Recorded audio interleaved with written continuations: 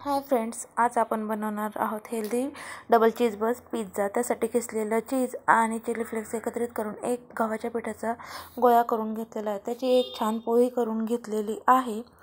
त्यानंतर gas on केलेला आहे, तो मीडियम हीटवर करून त्यामध्ये बटर टाकलेला आहे।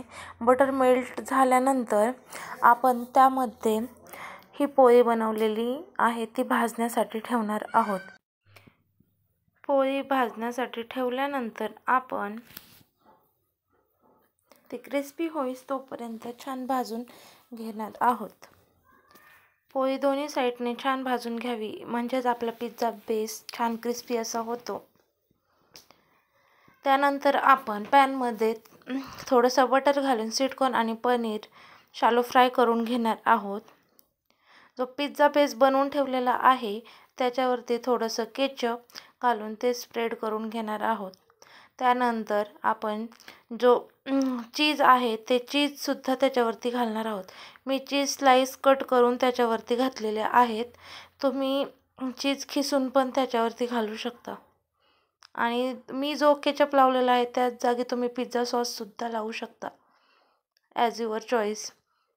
त्यानंतर मी त्याच्यावरती स्वीटकॉर्न आणि पनीर घालून घेतलेलं आहे। त्यानंतर थोडंसं ऑर्गेनो आणि चिली फ्लेक्ससुद्धा स्प्रेड केलेलं आहे।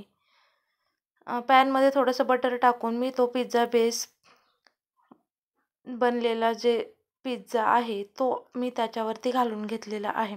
त्यानंतर तुम्ही पाहू शकता की पिझ्झा किती छान झालेला आहे। चीज पण पूर्णपणे मेल्ट झालेला आहे आणि पिझ्झा किती दिसायला टेम्पटिंग दिसत आहे।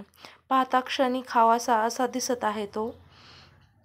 अशाच नवनवीन रेसिपी पाहण्यासाठी शर्विल वर्ल्ड्स अँड रेसिपी या चॅनलला फॉलो करा, सबस्क्राईब करा, लाईक शेअर कमेंट करा। कसा दिसतोय पिझ्झा? छान आहे ना? बघताय काय मग? तुम्हीसुद्धा ट्राय करा, तुम्हालाही नक्की आवडेल। एकदम साधी सोपी रेसिपी आहे। मेन म्हणजे याच्यामध्ये आपण मैदा आणि ईस्टचा बिलकुल वापर केलेला नाही, त्याच्यामुळे खूप हेल्दी आहे।